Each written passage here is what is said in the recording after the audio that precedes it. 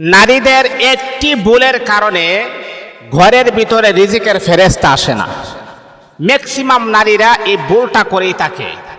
অনেক নারীদেরকে আমি দেখেছি। দেখেন, আপনার ঘরের ভিতরে যদি রিজিকের ফেরেশতা না আসে, তাহলে আপনি হাজার হাজার টাকা পয়সা ইনকাম করার পরেও আপনার ঘরের ভিতরের অভাব কখনো দূর হবে না, হাই হতাশ কখনো দূর হবে না।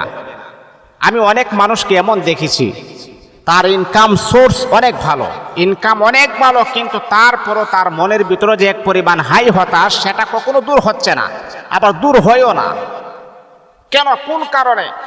দেখুন, মনের ভিতরে প্রশান্তি দেওয়ার, প্রশান্তি নাজিল করার একমাত্র মালিক হচ্ছেন আল্লাহ পাক রব্বুল আলামিন। টাকা পয়সা হইলেই যে মনের ভিতরে প্রশান্তি আসবে, এই ধারণাটা সম্পূর্ণ ভুল।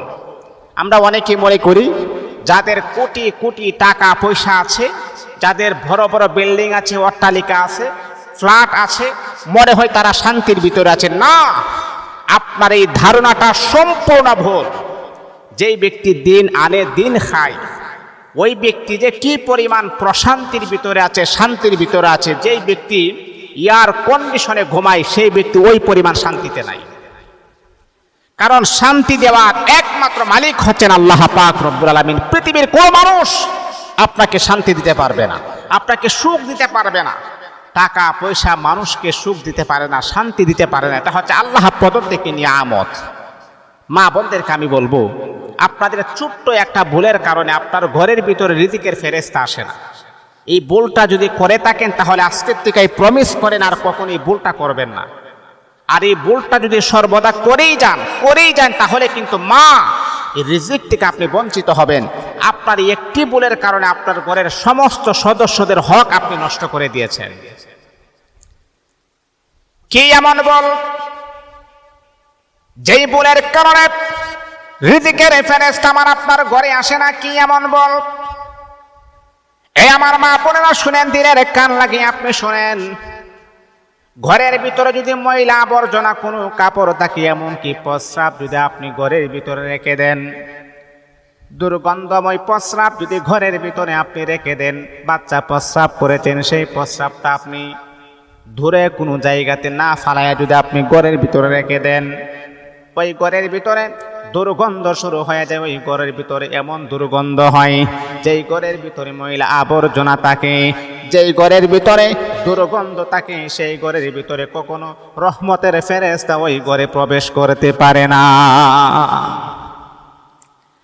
হে মা বোনেরা, আজ থেকে 1400 বছর আগে আমার আপনার নবী, বিশ্ব নবী মুহাম্মদুর রাসূলুল্লাহ সাল্লাল্লাহু আলাইহি ওয়াসাল্লাম বড় সুন্দর করে বলতেছেন, আত-তাহুরু শাতরুল ঈমান, পবিত্রতা হলো ঈমানের একটি অংশ। আল্লাহর নবী বলেন, তোমরা পবিত্র থাকবা, তোমরা পাক সাফ হয়ে থাকবা। পাক সাফ এবং পবিত্র ব্যক্তিকে আল্লাহ পাক রব্বুল আলামিন অত্যন্ত পছন্দ করেন। আমার আল্লাহ বলেন, ইন্নাল্লাহা ইউহিব্বুত তাওয়াবিন ওয়া ইউহিব্বুল মুতাতাহহিরিন। যারা পুত পবিত্র, আল্লাহ পাক তাদেরকে অত্যন্ত বড় মুহাব্বত করেন। আমার আল্লাহ অত্যন্ত ভালোবাসেন। আমার আল্লাহ তাদেরকেই বড় মুহাব্বত করেন। আল্লাহু আকবার। এই জন্যে মা, বাচ্চা প্রস্রাব করেছেন, সাথে সাথে এটাকে পরিষ্কার করে ফেলবেন, অথবা প্রস্রাবের জামাটাকে আপনি দূরে কোথাও আপনি নিক্ষেপ করে ফেলবেন, অথবা বাহিরে রেখে দিবেন।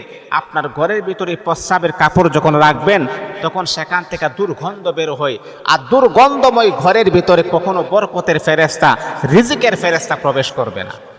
আবার অনেক সময় দেখা যায়, অনেক ঘরের ভিতরে আছে বাবা মার ছবি আমরা টাঙ্গিয়ে রাখি না। এই ভুলটা কেউ করবেন না।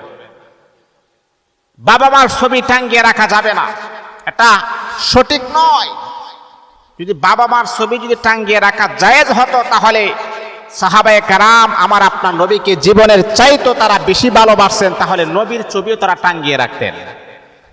এই জন্যে যেই ঘরের ভিতরে মানুষের ছবি আছে, কুকুরের ছবি আছে, এগুলা যখন টাঙ্গিয়ে রাখি, সেই ঘরের ভিতরে কখনো রিজিকের ফেরেশতা প্রবেশ করে না। এই ভুলগুলা থেকে আমরা সাবধান হয়ে যাব। আমরা যদি সংশোধিত না হই, সংশোধন না করতে পারি, তাহলে কিন্তু সেই ভুলের ভিতরে আমরা রয়ে যাব। আর আমাদের ঘরের ভিতরে ফেরেশতা আসবে না, রিজিকের ফেরেশতা আসবে না। আপনার ঘরের ভিতরে দেখবেন অশান্তি, বিরাজমান করবে, অশান্তি লেগেই তাকে। অনেক মানুষ আমাকে ফোন দিয়ে বলে, হুজুর আল্লাহ পাকের অশেষ মেহেরবানিতে অনেক টাকা পয়সা ইনকাম করি, কিন্তু আমার ঘরের ভিতরের ভেজাল কেন জানি শেষ হচ্ছে না, আমার ঘরের ভিতরে ক্রাইসিস কেন জানি দূর হচ্ছে না। একে অপরকে দেখতে পারে না, স্বামী তার স্ত্রীকে দেখতে পারে না, স্ত্রী তার স্বামীকে দেখতে পারে না, সন্তান তার বাবাকে দেখতে পারে না। মানে ছোটখাটো বিষয় নিয়ে আমাদের ঘরের ভিতরে অনেক ঝগড়া হয়ে যায়।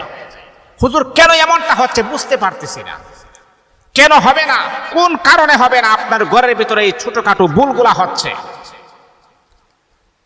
যদি আপনি আপনার ঘরের ভিতরে অভাব অনটন বেজাল যদি আপনি দূর করতে চান, তাহলে মনে রাখতে হবে আপনাকে কিছু আমল করতে হবে।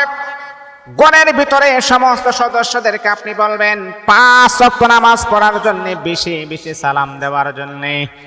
ঘরের ভিতরে যখন প্রবেশ করবে তাদেরকে বলবেন সালাম দেওয়ার জন্য, একে অপরকে সালাম দিতে হবে। 3 নাম্বার হলো তাদেরকে আপনি বলবেন মিথ্যা কথা পরিহার করার জন্য, সত্য কথা বলার জন্য। 4 নাম্বার হলো আপনি আপনার ঘরের ভিতরে ময়লা আবর্জনা কাপড় রাখতে পারবেন না, সদা সর্বদা ঘরটাকে আপনি পরিষ্কার করে রাখবেন। এই কাজগুলো যদি আপনি সুন্দরভাবে আঞ্জাম দিতে পারেন, আল্লাহর কসম আপনার ঘরের ভিতরে সমস্ত অভাব অনটন এমনকি বেজাল যত রকমের সমস্যা আছে আমার আল্লাহ সব কিছুকে আমার আল্লাহ সমাধান করে দিবে। এই 4টা আমল করবেন, দেখবেন ঘরের সমস্ত ক্রাইসিস আমার আল্লাহ দূর করে দিবেন ইনশাআল্লাহ। পারবেন তো ভাই? আল্লাহ পাক আমাদেরকে বোঝার আমল করার জন্য